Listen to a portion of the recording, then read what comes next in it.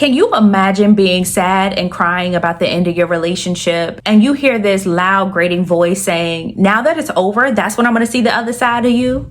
Poor Nick, just poor Nick. Welcome in everybody to That's So Trending. My name is Bo. We're gonna hop right into episode 14 of Married at First Sight season 20 with our couples episode. And we're gonna start with Nick and Courtney because this is their final scene and they only have a little bit left. So we might as well. In this group therapy session, Nick and Courtney come to a realization that neither one of them is wrong. They're just wrong for each other and truer words have never been spoken.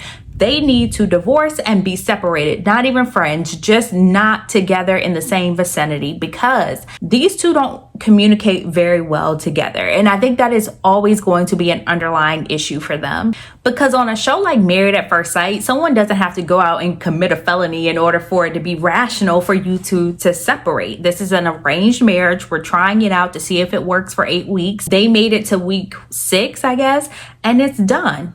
And there's no reason to stay in this experiment any longer. So they break up, say their final goodbyes. And what actually is more interesting is what happens after the breakup. They go outside. I guess they're just waiting for a car to pick them up. And Nick starts this off in a great way by saying, I'm really grateful I got to do this with you and go through this experience with you, which causes him to tear up because he's expressing a bit of grief and gratefulness. Courtney says, now that it's over, that's when I get to see this side of you. And instantly Nick's tears dry up because this is not the time, Courtney, or the place. And might I add, this is the entirety of your issue. He can't express anything about his feelings without you criticizing him. Because why would you criticize someone for crying? That's a very natural emotion. And then it starts the cycle all over again. Nick gets emotional, which is what Courtney has been asking for in the way of more vulnerability. Courtney then asks him to defend his vulnerability. Nick gets defensive about having to explain his emotions. And then Courtney uses this to show that he was at fault the whole time, when it really doesn't show that at all. And again, she's just confirming her own bias. She even turns him saying, I don't want to stay for selfish reasons in this marriage into, you just said there's no reason to stay. So then why are you crying? He should not have to litigate his emotions to this woman. And even more telling in this scene was him having to ask her to turn around and come back to give him a hug. I think that sums up the entirety of the relationship between Nick and Courtney. Now let's juxtapose the two in their confessionals because I think it's also very telling of their personalities. Nick says, I'm still focused on finding love. I'm not going to give up on that because this didn't work out. And on the other hand, you got Courtney in her confessional. I've given everything that I could. I deserve so much more. I deserve a partner who loves my independence. And I want my partner to make me better and for me to make them better. And I think that just speaks to the emotional temperature in this relationship because Nick leaves telling you what he hopes for in the future. And Courtney's gonna leave here thinking she's owed something and reminiscing on all the things that she did not receive from this relationship. We do have to talk about Tori and Felipe because they are a major part of this entire episode and the couples therapy session. So Tori and Felipe are still having a whole lot of issues when it comes to him still being on the fence about staying in this relationship or whether he thinks he'd be better as a single man. Tori sums this up beautifully where she says, he likes me enough to stay in this process, but not enough to take care of me emotionally. And Felipe also says, it's not a question of whether I'm attracted to Tori, but it's whether or not I want to be married to her. Okay, this is where Felipe loses me because you cannot treat uncertainty in a marriage like it's neutral. Here, uncertainty has huge consequences, not only for Tori, but her entire future and her family. And that is not something you can have in a marriage. This is where Paul steps in to check him and say, you know what? You're hurting your partner right now with this cloud of uncertainty. Clear as day, he should be able to see that. Paul then tells Felipe that he can't continue to straddle the fence. Dr. Lisa even says, we have just 14 days left in this experiment, so basically figure it out. Felipe gets more and more defensive with the experts. He tells them, it's really hard to convince you when you're not the person I have to convince. Oh, Paul was not having it, baby. Paul says, you're being disrespectful to me and you don't want to go down that road with me. Period, Paul. Because I don't think that he's used to someone directly confronting his bad behaviors in that way, but it needed to be said. But the problem is Felipe is also in another toxic cycle with this whole thing. Their cycle is a little bit different from Courtney and Nick though. Their cycle is Felipe likes Tori. The closeness raises the stakes for Felipe. Then he has some uncertainty. He expresses that to his wife, Tori, and then Tori feels emotionally unsafe with Felipe, which causes her to pull back. Felipe fears losing Tori, so then he reassures her. Tori then leans in a little bit more, but that closeness causes Felipe to pull back and become uncertain once again. So it's this never-ending cycle for these two. Felipe has this moment of emotional awareness where he's able to identify the fact that closeness with her does scare him. And I don't know what that fear is about or where it comes from. But whatever the reason for it, Tori is the one paying the emotional cost here in their relationship. Then Felipe says, you know what? Give me a week to prove that I want to be married to you. Sir, is this a 7-day free trial of AOL before you purchase the package? Because this is not how having a wife works. You just do the work every single day and be committed to that. We shouldn't have to convince you to be married when you come on a show that's called Married at First Sight. What is going on? Then Tori says, I just want to rest. She doesn't want revenge. She doesn't want to be angry. She doesn't want to figure it out for him. She just wants to rest. That girl is tired of the back and forth on this hamster wheel of uncertainty with him. Now, at this group therapy session, we're on to Nikki and Shawn. And Nikki makes it clear that the elephant in the room for them is the physical attraction piece.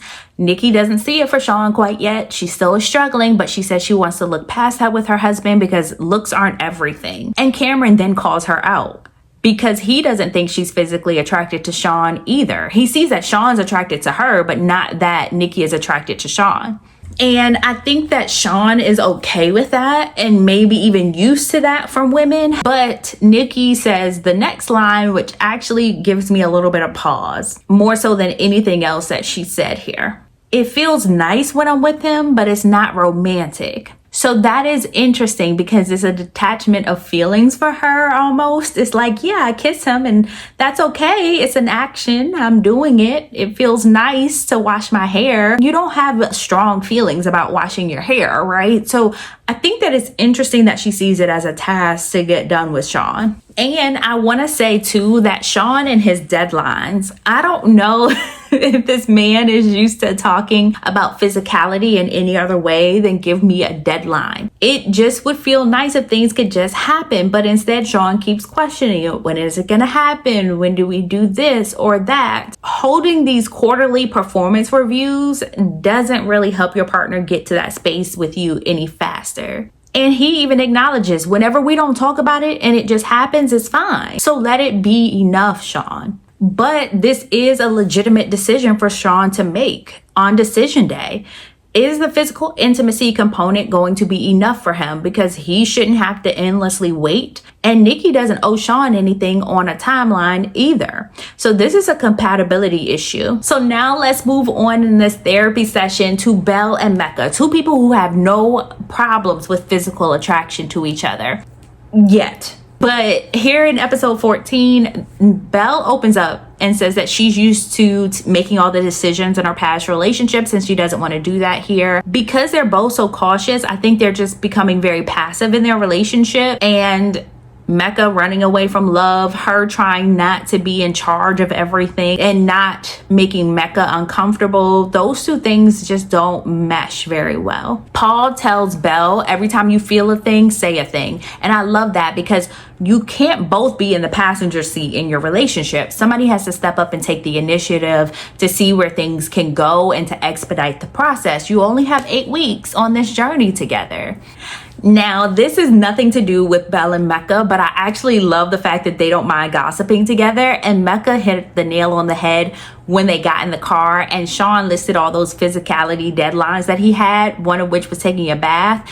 And Belle says, I don't think he was serious about that bath. I think he was just telling Nikki some of the things she could do in the way of physical intimacy. Mecca said he would have explained that if that's what he meant. That man wants a bath with Nikki. And I said, I know that's right, because he needs one. He don't be showering, but he wants a mutual bath with Nikki. Let's talk about Adam and Marissa and what's going on there with the Adam show. As you all know, Adam plays pickleball and he also likes to go jet skiing every single day. That is his life at this point. And he wants his wife to be just as dedicated to those things. Well, he meets the friends. The friends don't like the dynamic between Adam and Marissa because they see her falling back into old habits where she's just kind of complacent and letting him take the lead. So they grill Adam a little bit, but it's very passive. I actually think that they were way too nice to Adam and not stern or firm enough. In this session with Paul, did not know that her friends did not like him that much and that they were making fun of him in some ways as well. Paul also calls out the fact that Marissa had no idea she was expected to meet his sister soon. She was clueless because they don't communicate. And then Adam is saying everything's all vibes, everything's fine, and Marissa has several major complaints about him. It just goes to show you all those weeks of not communicating, not expressing your real feelings did nothing to help your relationship. And that communication is just lacking now. And I also think it's interesting because Adam seems to only think about himself in the relationship. So he's only experiencing the relationship through his eyes. He's never putting himself into Marissa's world or in her shoes to see how she might feel. Then they go on this romantic hot tub boat ride. And my boy starts chugging LaCroix. And Marissa's sitting there just watching him and laughing and going along as she always does. And then he goes one step further, challenging her to do push-ups over the hot tub.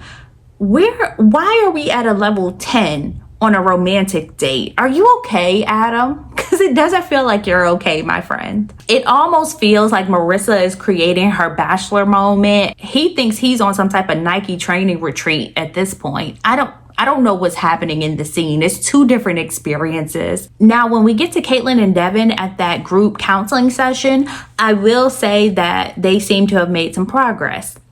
Caitlyn says that she was in her masculine for a long time, and I hate that she said that. And she says that now she can just be soft in her relationship. What we were seeing was not masculinity, it was emotional guardedness, and there's a difference. Because being emotionally closed off is not masculine, and being emotionally expressive is not feminine. Those are communication patterns, not gender assignments. And I love the fact that Devin has created some type of emotional safety where Caitlyn feels like she can express herself a little bit more. That's the most important piece of all of this.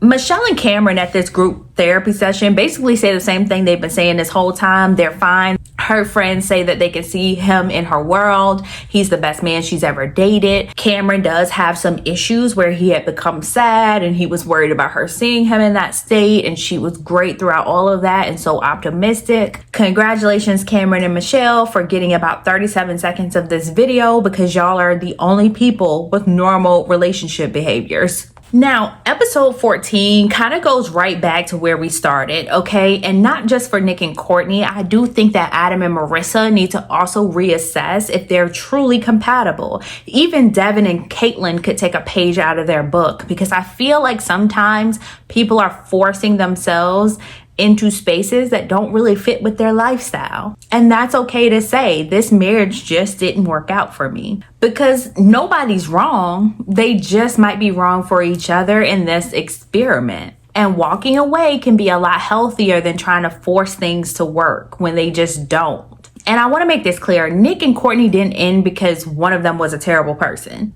They ended because even their attempts at connecting became another point in which they could just misunderstand each other. And connection was never going to come from that. Guys, drop down in the comments. Let me know what you feel about episode 14, Nick and Courtney finally calling it quits, as well as these other couples. and the progress that they seem to be making here. Make sure you guys hit that subscribe button and turn on notifications because we'll be back for episode 15 soon. See you guys.